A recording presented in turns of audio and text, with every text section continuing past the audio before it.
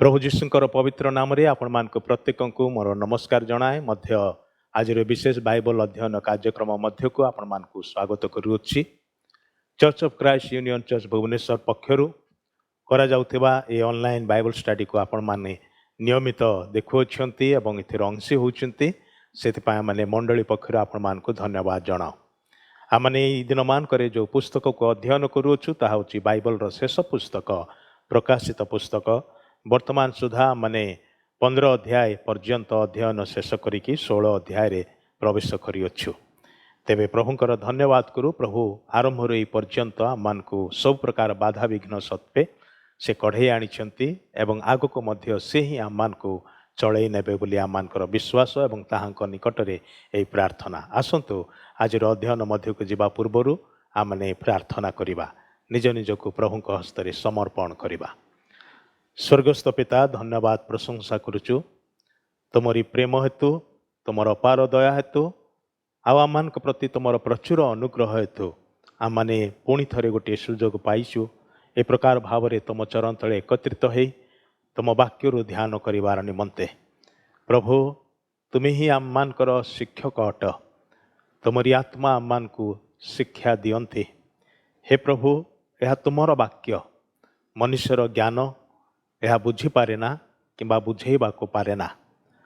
तुमरी अनुग्रह तुमर साहाय्य तुमर सहायता चालना ही प्रभु आम मान को ए पर्यंत उपकार करी आसी अछि। आमने सेति पाई तुम चरण तले कृतज्ञ होचु।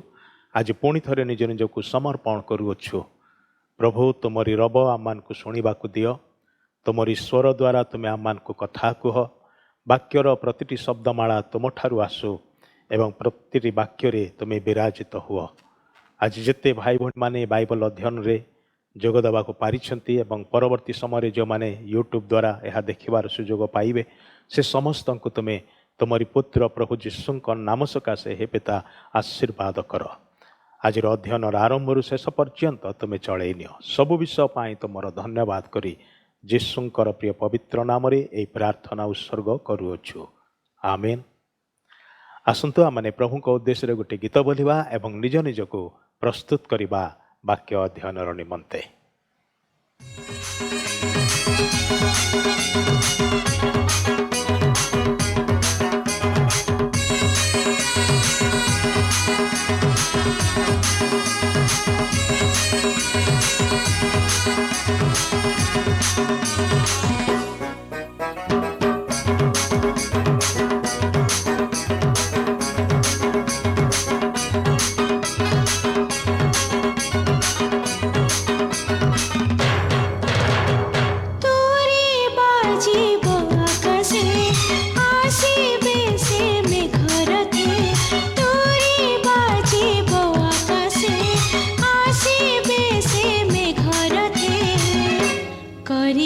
विचार से मध्य आकाशे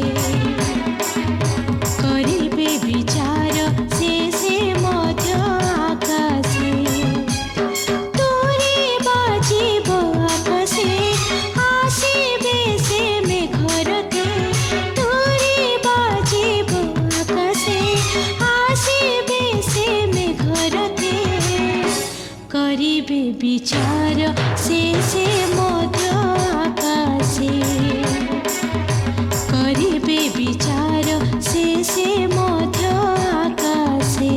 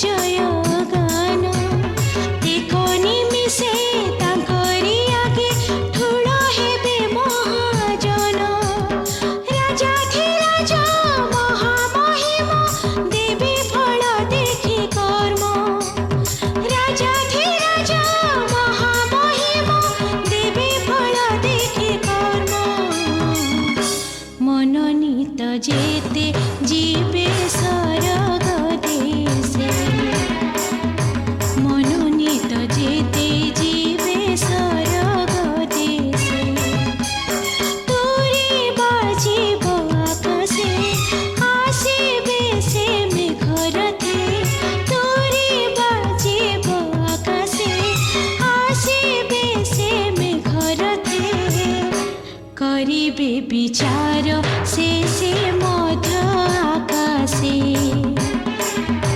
करिबे विचार से मध्य आकाशे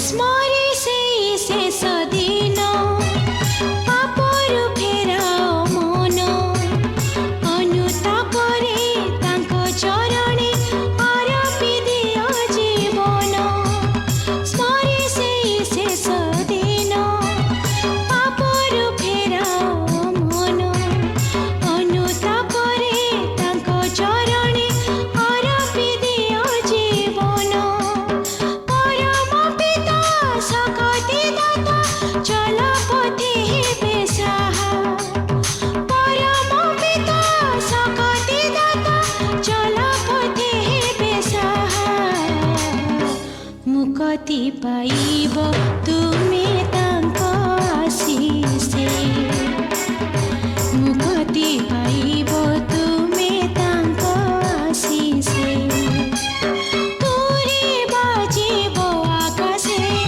आसिबे से मेघरथे तुरी बाजिब आकाशे आसिबे से मेघरथे करिबे विचार से मध्य आकाशे करिबे विचार से मध्य आकाशे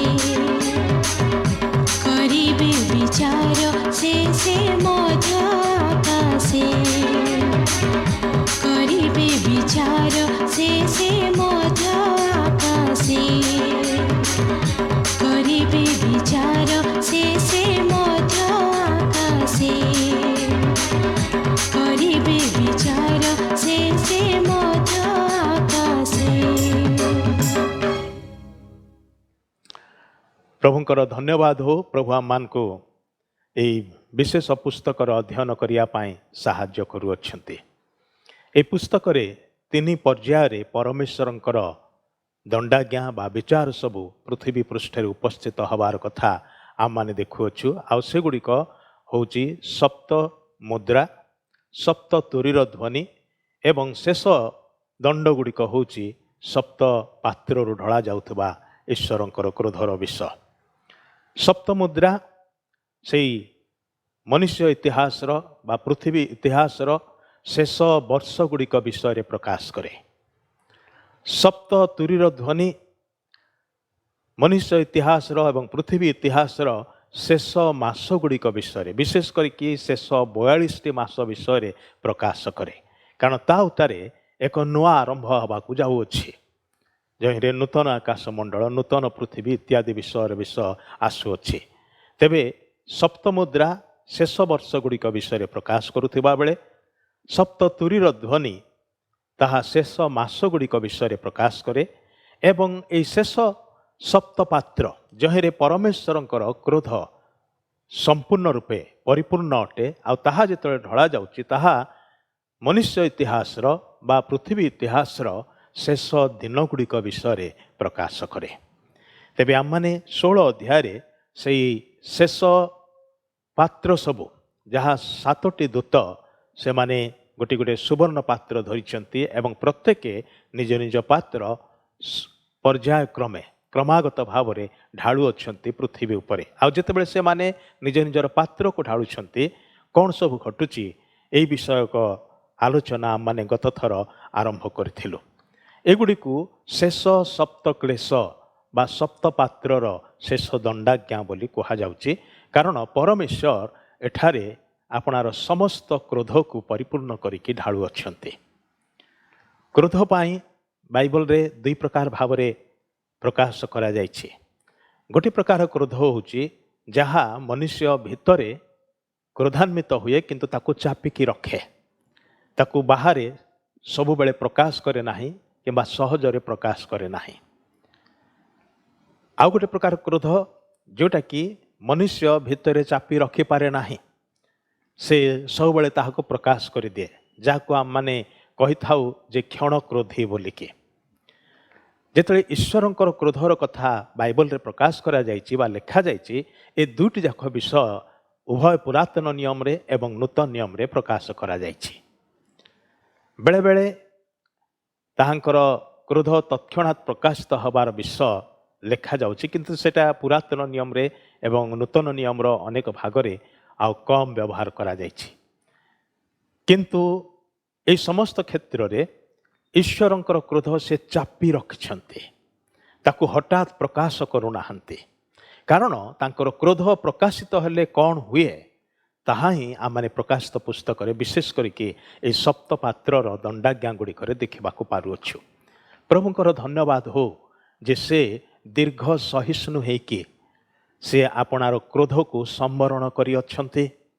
ନହେଲେ ଆପଣ କିମ୍ବା ମୁଁ ନଥାନ୍ତେ, ଏ ପୃଥିବୀ ନଥାନ୍ତା, ତଥାପି ଏହି ପୃଥିବୀ ସେଇଆଡ଼କୁ ହିଁ ଗତି କରୁଅଛି, ଆମେ ସମସ୍ତେ ସେଇଆଡ଼କୁ ହିଁ ମୁହାଉଅଛୁ।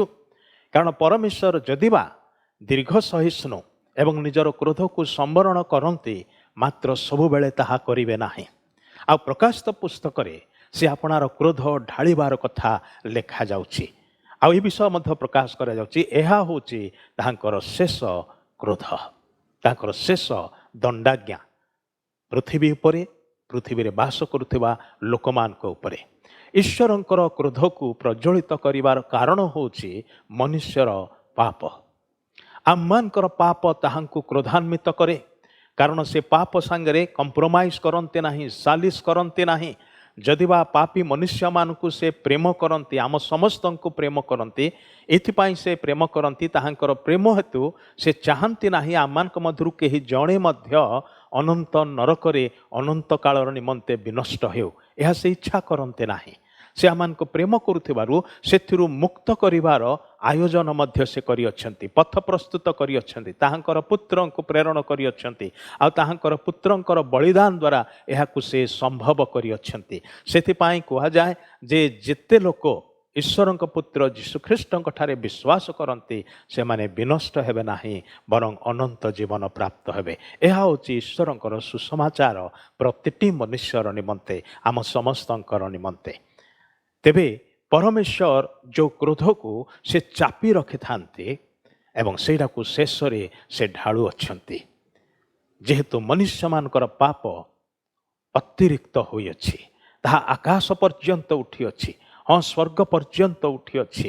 ଆଉ ସେଥିପାଇଁ ପରମେଶ୍ୱର ଆଉ ସେ ନୀରବ ରହିବେ ନାହିଁ, ସେ ଗର୍ଜନକାରୀ ସିଂହର ନ୍ୟାୟ ସେ ନାଦ କରିବେ ଏବଂ ଆପଣାର କ୍ରୋଧକୁ ଢାଳିବେ। ତେବେ ଆମମାନେ ଗତ ଥର ଚାରୋଟି ଏଇ ଯେଉଁ ପାତ୍ର ଢଳାଯିବାର ବିଷୟ ଦେଖିଥିଲୁ।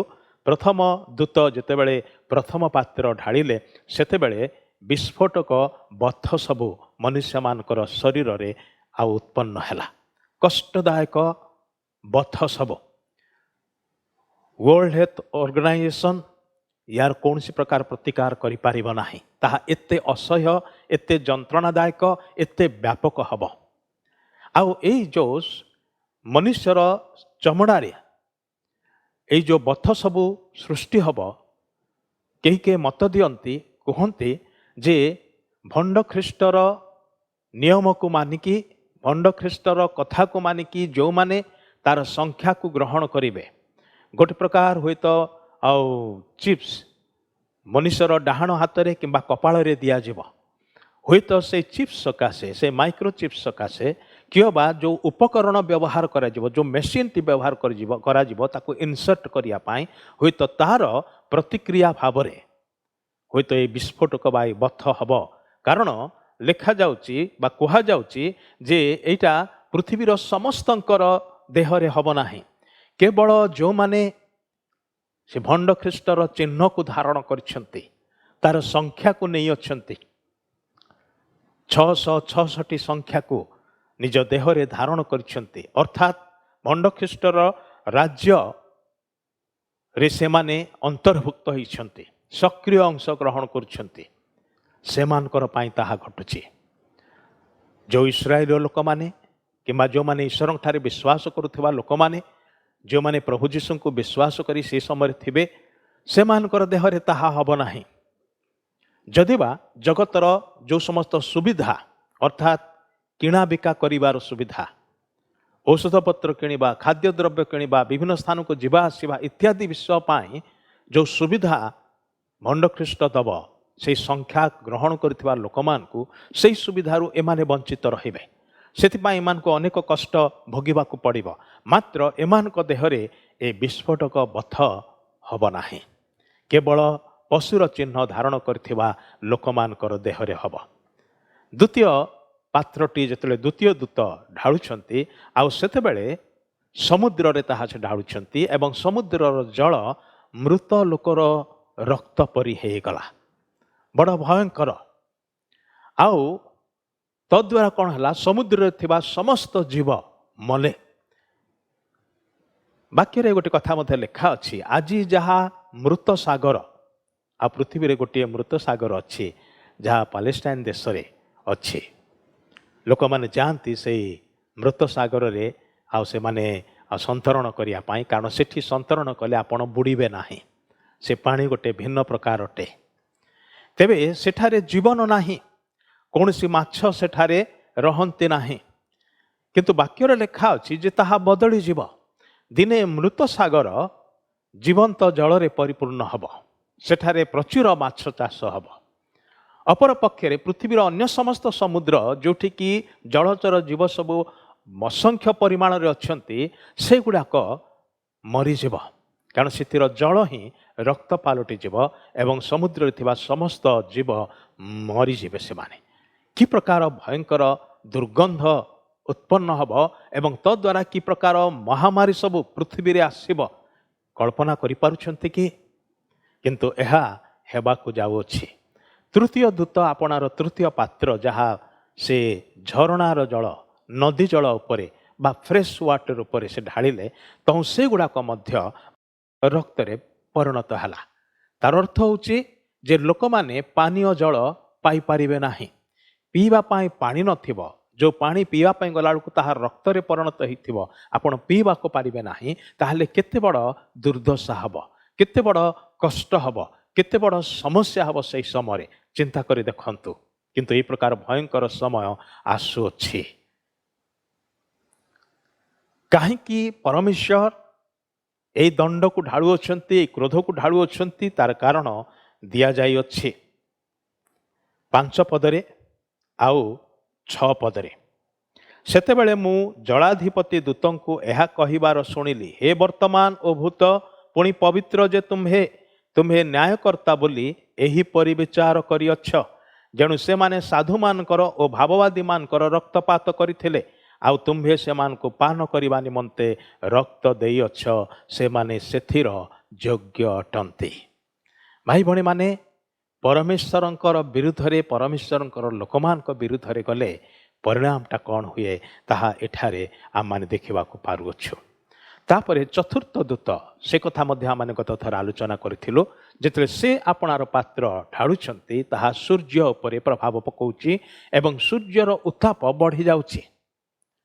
ବାୟୁମଣ୍ଡଳର ରଶ୍ମିରେ ପରିବର୍ତ୍ତନ ଘଟୁଛି।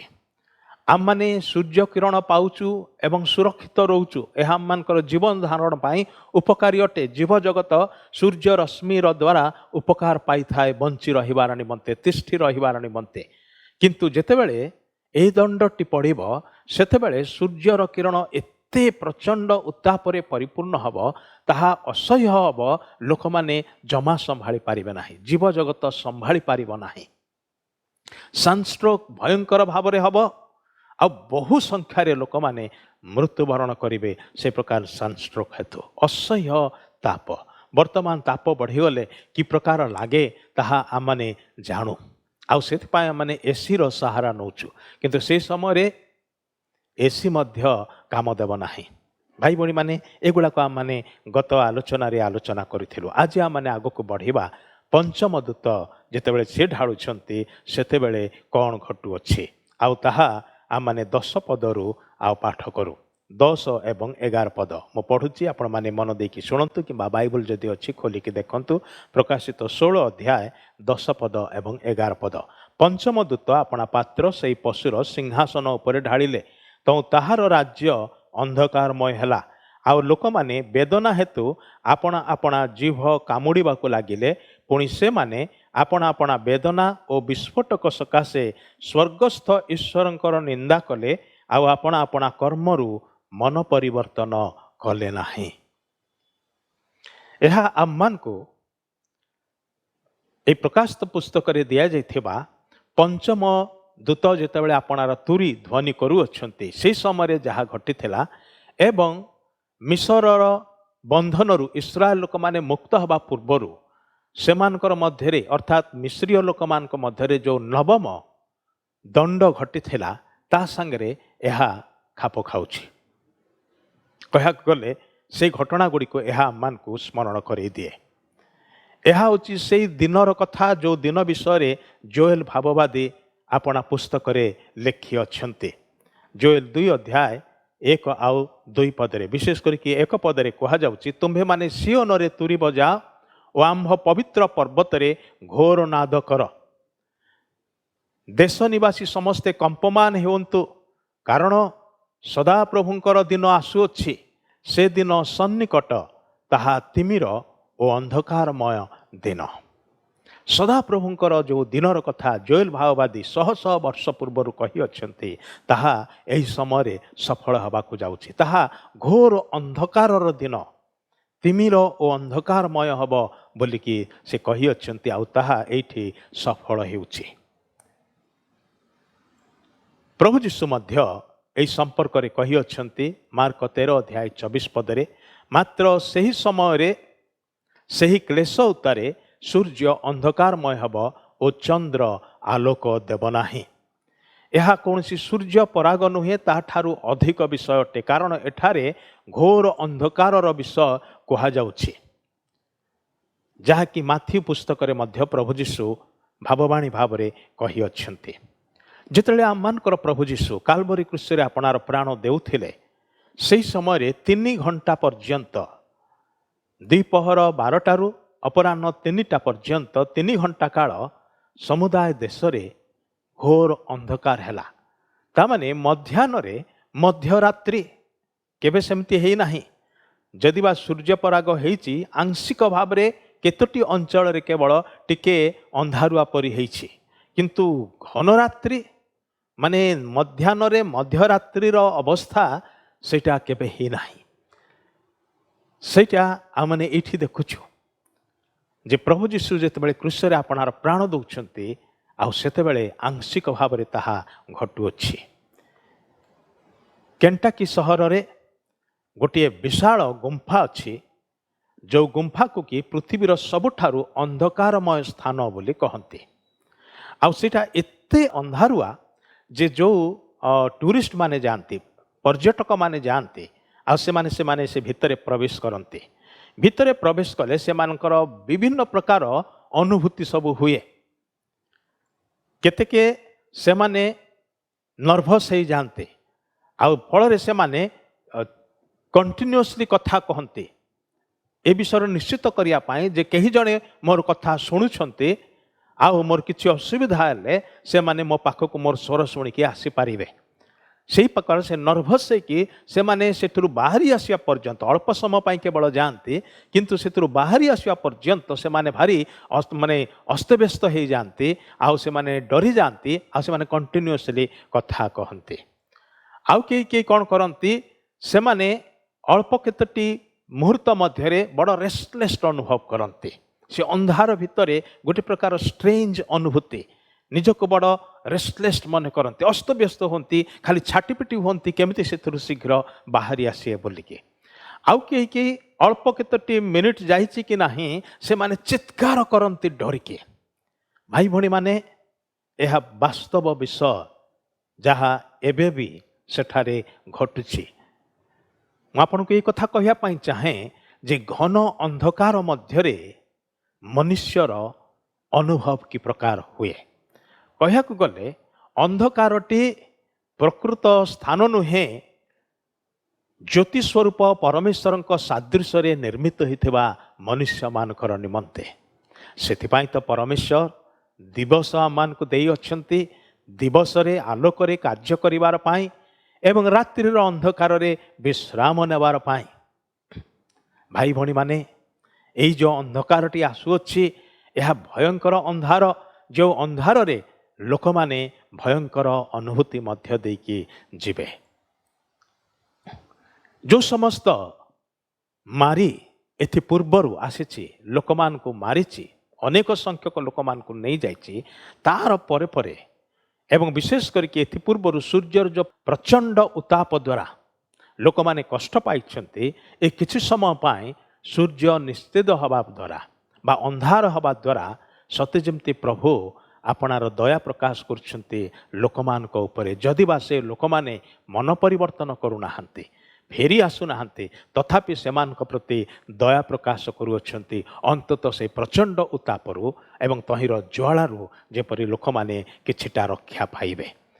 किंतु भाई भणी माने एई जो अंधकार घटेबार एक उद्देश्य परमेश्वर रही, ताहा होछि एड़ा लेखा अछि जेपरि कि से माने आपणा आपणा जीव कामुड़े। भयंकर जंत्रणा कष्ट सबू ऑलरेडी घटी से गुड़ाक से देहरे अच्छी आ ता संगे ए अंधार होला बेलू लोक माने आपणार जिह्वा कामुड़े।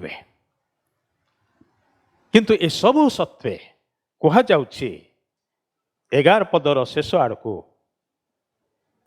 बा 11 पदरे पुणी से माने आपणा आपणा वेदना और विस्फोटक सकाशे स्वर्गस्थ ईश्वरंकर निंदा कले, अनुताप कले नाही, निंदा कले आउ मन परिवर्तन कले नाही, आपणा आपणा कर्मरु मन परिवर्तन कले नाही।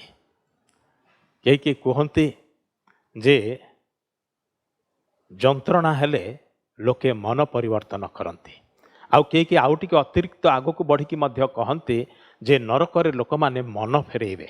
भाई भणी माने नरक मन फेरेइबार स्थान नुहे। जो पर्यंत पृथ्वी रे अछंती मन फेरणर निमंते, अनुतापर निमंते, पापरु फेरी आसबार निमंते एबे सुजोग अच्छी। नरक को गला उतरे आउ सुजोग ना, कह गले कबर को चली गला परे आउ बिल्कुल सुजोग नाही, आपणकर सब सुजोग बंद कर दिया जाए। सेथिपाई जो पर्यंत सत्ता अच्छी, जो पर्यंत प्राणवायु चली से समय होची सुजोगर समय। जन्म एवं मृत्यु मध्य ही परमेश्वर आम को सुजोग देइछन्ते निज पापरु फेरी आसे ईश्वरंकर निकट को बाहुड़ी आसबार निमंते, अनुताप करिकी पाप क्षमा पाई बंचीबार निमंते। एठारे असह्य जंत्रणा सत्वे लोक माने ईश्वरंकर निंदा करछन्ति। जो परमेश्वर की केवल समर्थ अटंती ए समस्त रु सेमान को उद्धार करिबा पाई से ईश्वरंकर ही सेमान निंदा करुअछन्ति, ताले रक्षा पाइबे केमिति? सेमाने निज मुंड उपर को रक्षा नुहे, विपद उपरे विपद टाणी आणु अछन्ति और मनुष्यर पतित प्रवृत्ति केते तळकु खसे ताहा एथिरु सहजरे अनुमान करि हबो। एई जो दंडाज्ञाटे पशुर राज्य उपरे दिया जाउछि।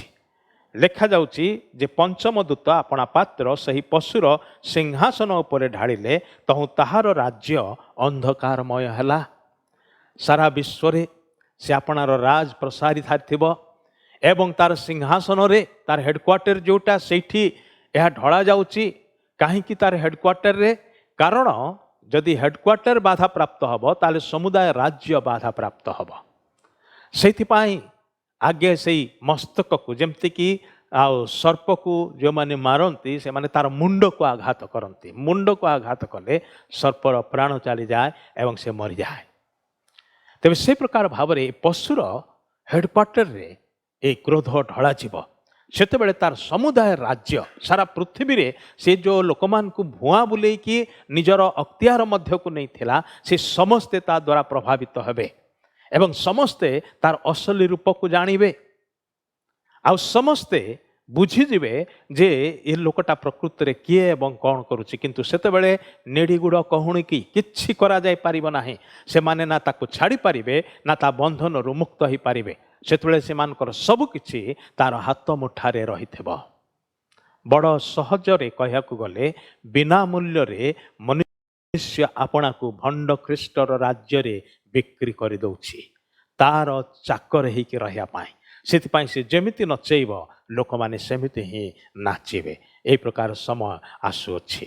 ତାପରେ 12ରୁ 16 ପଦରେ ଆମମାନେ ଷଷ୍ଠ ଦୂତ ଯେଉଁ କ୍ରୋଧ ଢାଳିଲେ ସେ ବିଷୟରେ ଆମମାନେ ଦେଖୁଅଛୁ।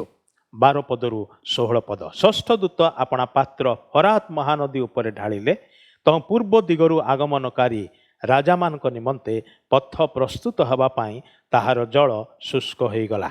ତତ୍ପରେ ମୁଁ ଦେଖିଲି ସର୍ପର ମୁଖରୁ, ପଶୁର ମୁଖରୁ ଓ ଭଣ୍ଡବାଦୀର ମୁଖରୁ ବେଙ୍ଗ ପରି 3ଟି ଅପବିତ୍ର ଆତ୍ମା ବାହାରିଲେ।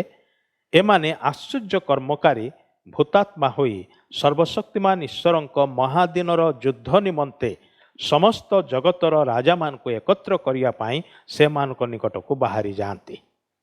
ଦେଖ, ଆମ୍ଭେ ଚୋର ପରି ଆସୁଅଛୁ। ଯେ ଜାଗ୍ରତ ଥାଇ ଆପଣା ବସ୍ତ୍ର ରକ୍ଷା କରେ ସେ ଧନ୍ୟ, କାରଣ ତାହା କଲେ ସେ ଉଲଙ୍ଗ ହୋଇ ବୁଲିବ ନାହିଁ ଓ ଲୋକେ ତାହାର ଲଜ୍ଜା ଦେଖିବେ ନାହିଁ। ସେହି ଅପବିତ୍ର ଆତ୍ମାମାନେ ରାଜାମାନଙ୍କୁ ଏବ୍ରି ଭାଷାରେ ହର୍ମିଗିଦୋନ ନାମକ ସ୍ଥାନରେ ଏକତ୍ର କଲେ।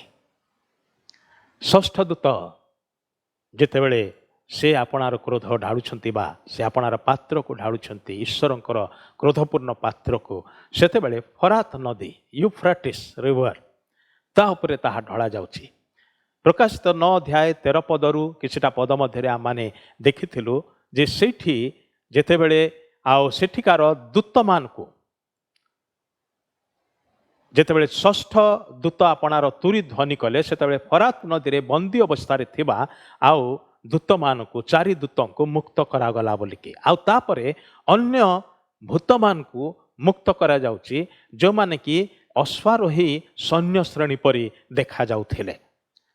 ଆଉ ସେମାନେ ପ୍ରାୟ ଅଧିକ ସଂଖ୍ୟକ ସେମାନେ ମୁକ୍ତ କରାଯାଇଥିଲେ। କିନ୍ତୁ ଏଠି ଫରାତ ନଦୀରେ ପୁଣି ଷଷ୍ଠ ଦୂତ ଆପଣାର ପାତ୍ର ଢାଳୁଛନ୍ତି।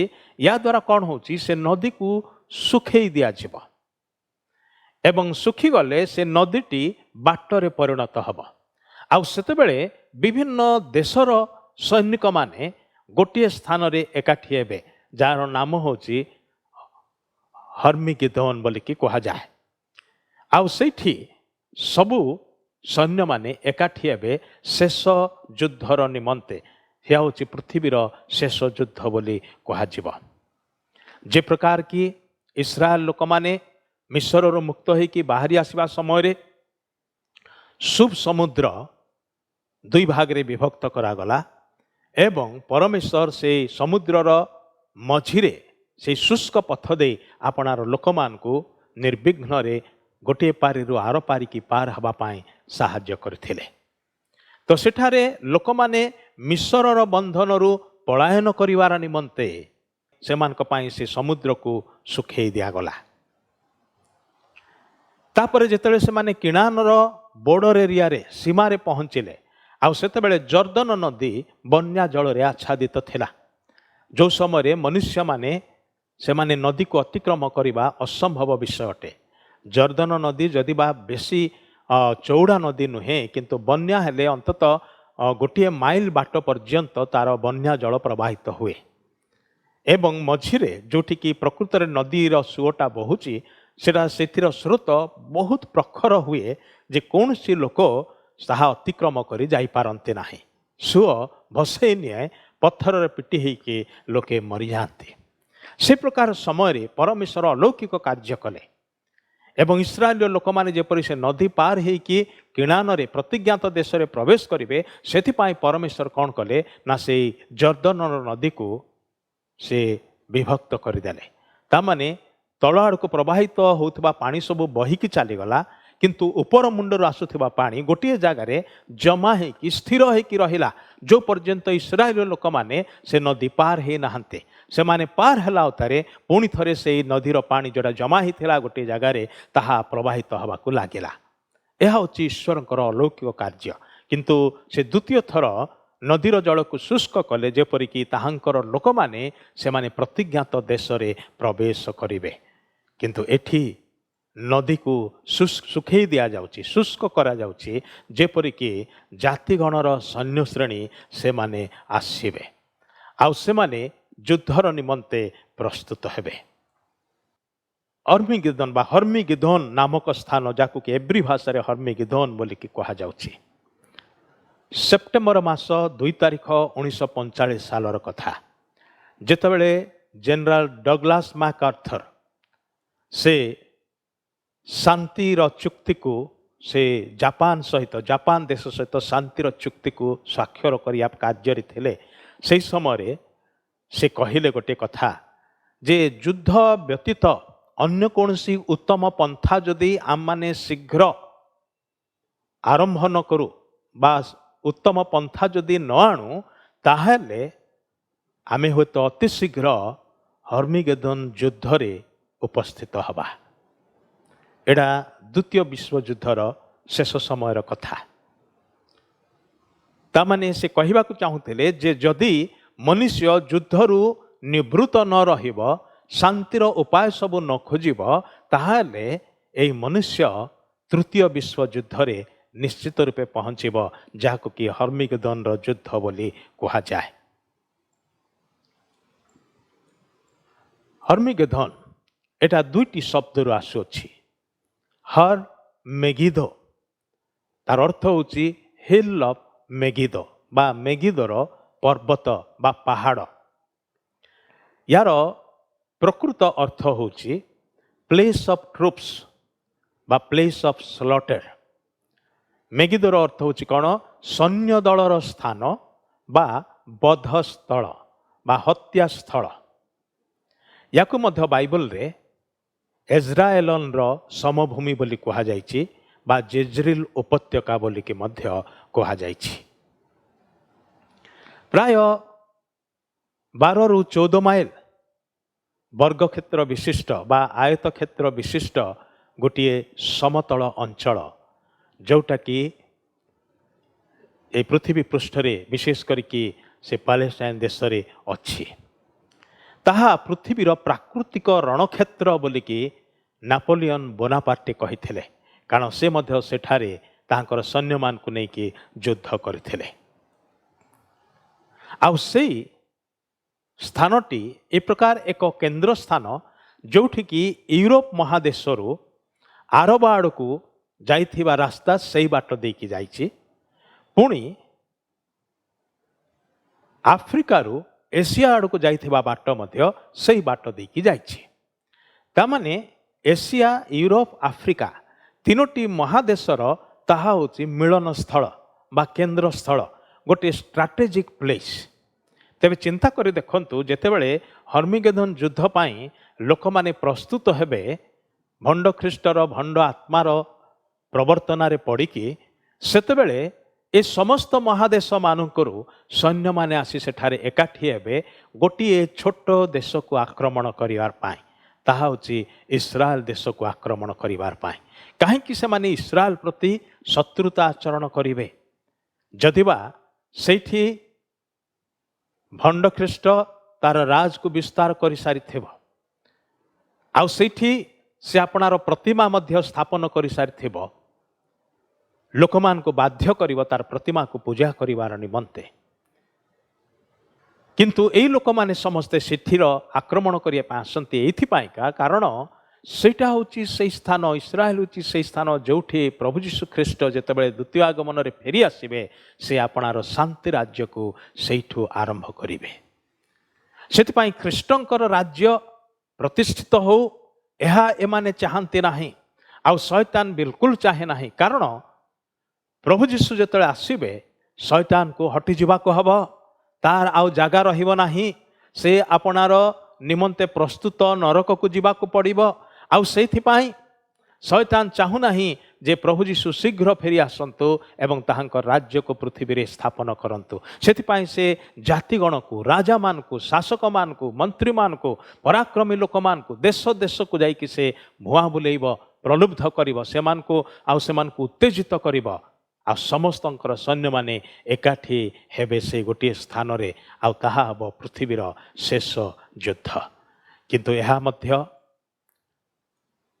ईश्वरंकर महत्तर उद्देश्य को कार्यकारी करुअछि सब प्रकार प्रतिकूल परिस्थिति रे सब प्रकार बाधा विघ्न मध्य परमेश्वर ताहांकर संकल्प को से कार्यकारी करते ताहांकर संकल्प खंडन हो पारे नाही से समय ए मध्य प्राच्य अंचलटी पृथ्वीर सबुठारु टेंशन रे परिपूर्ण जगह हब भाई भणी माने सेटा होची सेई जगह जोठी की विचारकर्ता पुस्तकर 5 अध्याय माने देखू बाराक से किणानिय मान को परास्त करथिले सेटा होची सेई रणक्षेत्र बा सेई समतल भूमि जोठारे की गिदियन मिदियन मान को से सामना करथिले एवं से मान को परास्त करथिले सेटा होची सेई स्थान जोठी की इस्राएल रो प्रथम राजा साउल आपणार प्राण हरैथिले एवं इतिहास को देखिले आम माने देखू जे रोम साम्राज्यर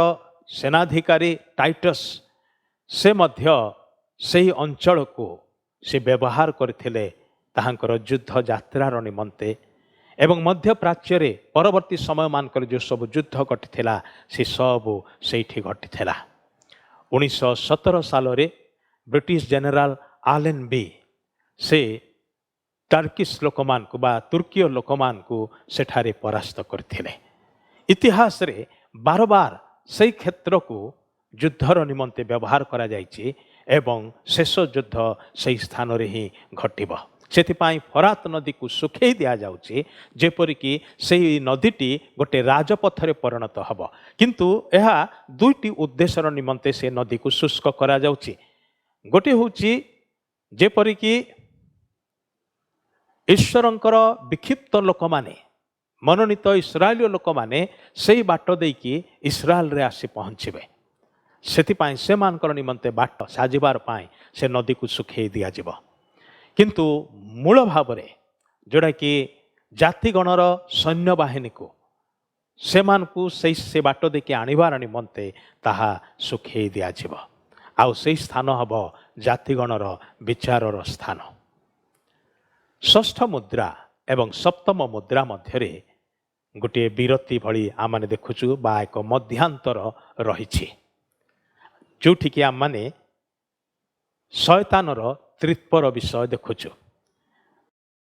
आउ तार त्रित्व केवल नुहे तार तीनोटी अशुचि आत्मा अपवित्र आत्मार कथा लेखा जाउछि ए 13 पदरु 16 पदरे आम देखुचु जे तीनोटी अपवित्र आत्मार कथा लेखा जाउछि तत्परे मु देखिली सर्पर मुखरु पशुर मुखरु ओ भंड भाववादीर मुखरु बेंग परी तीनोटी अपवित्र आत्मा बाहरिले एटा होची इविल ट्रिनिटी जेमती कि गुड ट्रिनिटी होचंती पिता ईश्वर पुत्र ईश्वर पवित्र आत्मा ईश्वर त्रिएक ईश्वर यार ओलटा विपरीत विषय होची शयतान भंड ख्रीष्ट भंड भाववादी सेटा होची इविल ट्रिनिटी एवं से मानकर मुखरु शयतानर मुखरु तार जो मेन एजेंट पृथ्वी रे भंड ख्रीष्ट तार मुखरु एवं भंड ख्रीष्ट को साहाय्य करुथेबा आउ जने एजेंट होची भंड भाववादी तार मुखरु ए 3 जनक मुखरु बेंग परी अपवित्र आत्मा बाहरिले बेंग बाहरिले बोली कहा जाउ नाही किंतु बेंग परी अपवित्र आत्मा एमानकर कार्य होची कोन एमाने पृथ्वी रे आश्चर्य कर्म सब साधन करिवे लोकमानकर कन्विक्शन को जिनिबार निमंते कॉन्फिडेंस को जिनिबा निमंते लोकमान को सहजरे प्रलोभित करिया पाए बा सहजरे सेमानकर कथारे मतैबार निमंते उत्तेजित करिवार निमंते आउ से माने विशेष करके ए हर्मिगेदन युद्धर निमंते जेपरिकी जातिगण को प्रस्तुत करिपा को पारिबे सेतिपाई पृथ्वीर सर्वत्र से माने चली जानते ए तीनोटी आत्मा अशुचि अपवित्र आत्मा बेंग सदृश होइकी से माने बाहरी के चली जाउछंती आउ से माने सदा प्रभुंकर सेई महायुद्धर निमंते महादिनर युद्ध निमंते समस्त जगतर राजा मानकु एकत्र करिया पाए से मानक निकट को बाहरी जाई अछंती। भाई भणी माने आमानकर पृथ्वी एक भयंकर शेष आड़को गति करुअछि। जो समय अपवित्र आत्मा अशुचि आत्मा सबू भयंकर भाव में कार्य करेंगे। एबे भी से गुड़ाक कार्य करुचे किंतु से समय को एते व्यापक हब जे सर्वसाधारण ताहा सहजरे जानिबे ताहा होउथबार अनुभव करिवे किंतु सेमानकर चक्षु अंध थिबो सेमाने सत्य विषय को जानि पारिबे नाही। एगुड़ी को भ्रांतिजनक आत्मा बा प्रलुब्धकारी आत्मा बोलिकी कहा जायछि, जो माने कि भूत मानकर शिक्षा को बेसी गुरुत्व दियंते। भूत मानकर शिक्षा को नहीं कि शिखेबार निमंते लोक मान को से माने प्रस्तुत करती एवं प्रभावित करती पुणी व्यवहार करती। प्रेरित पाउल ए विषय आम मान को सतर्क करांती। प्रथम तिमोथी 4 अध्याय उत्तर काल रे ए प्रकार घटिबो जे लोक माने सत्य वाक्यर शिक्षा को चाहिए नाही, से माने भूत मानकर शिक्षा प्रति मनोयोग करिवे। आउ एमाने मारात्मक दहला कादुଅ रूप अंधकार रु एमाने बाहरी आसीथिबा से मंद आत्मा सबो जहा लोकमान को सहजरे निज अख्तियार मध्यरे रखिब। राजा मान को से माने एकाठी करिवे, शासक मान को एकाठी करिवे। तार अर्थ से माने मुख्यतः केंद्रस्थली मान को टार्गेट रखिवे बा सेमानकर कर्मक्षेत्र भाव में व्यवहार करिवे, लक्ष्य स्थल भाव में व्यवहार करि पारिबे। कारण से माने जदि देशर उच्च पदस्थ मंत्री बा शासकों को जदि धरि पारिले ताले समुदाय देश को से माने सहजरे कब्जा करि पारिबे। एटा होछि सेमानकर रणनीति, स्ट्राटेजी, कर्म प्रणाली। आउ सेति से माने जानती एवं अल्प समय मध्यरे से माने समुदाय पृथ्वीर समस्त राजा मान को ईश्वरंकर विरोधी करिवे एवं ईश्वर लोक मानकर विरुद्धरे से मान को आनिबे आ गोटे जगार एकाठी करिवे। किंतु ताहा से मानकर निमंते भारी पड़िबो, महंगा पड़िबो। कारण सेठी से माने विजय लाभ करिबा परिवर्ते पराजित हेबे। खाली पराजित हेबे ताहा नुहे, संहारित हेबे। कारण से संहार रु एते रक्त प्रवाहित हबो जोहन कहंती 200 माइल पर्यंत से रक्त प्रवाहित हब। केते भयंकर घटना घटिब। ए मंद आत्मा माने ताहा ही करंती, ए असुचि आत्मा माने ताहा ही करंती। लोक मान को भूल कार्य सब करिवार निमंते से मान को भुआ बुलेई कि निज कब्जारे रखंती एवं से मान को निजर इच्छा बा निजर सिद्धांत को कार्यकारी करैवार निमंते लोक मान को उपकरण करी व्यवहार करंती। भाई भणी माने मनुष्य मनुष्यर शत्रु कहीं हुए, यही हूँ कारण। ए प्रकार की भाई भाई मध्य शत्रुता, गोटे परिवार भितर शत्रुता कहीं हुए, कारण हूँ यह। पाउल कहती रक्त मांस विशिष्ट मनुष्य आममानकर शत्रु नुहंती। आममानकर शत्रु होचंती अंधकार शक्ति समूह, अर्थात ए भूतात्मा गुड़िक, ए मंद आत्मा गुड़िक, ए अशुचि आत्मा गुड़िक, से गुड़िक मनुष्य को भितर प्रवेश करके मनुष्य को निजर आयत्त मध्य रखिकी से नाना प्रकार कुकार्य करने से मान को प्रवर्ताए। आउ सेति पाए भयंकर घटना सबू परिवार मानकरे, समाजरे, गाँ गहली रे, सहर मानकरे, देश देश रे घटुअछि। पृथ्वीर सबु जगार कौनसी ना कौनसी प्रकार मंद कार्य सबू हेउछि। एटा होछि मूल कारण।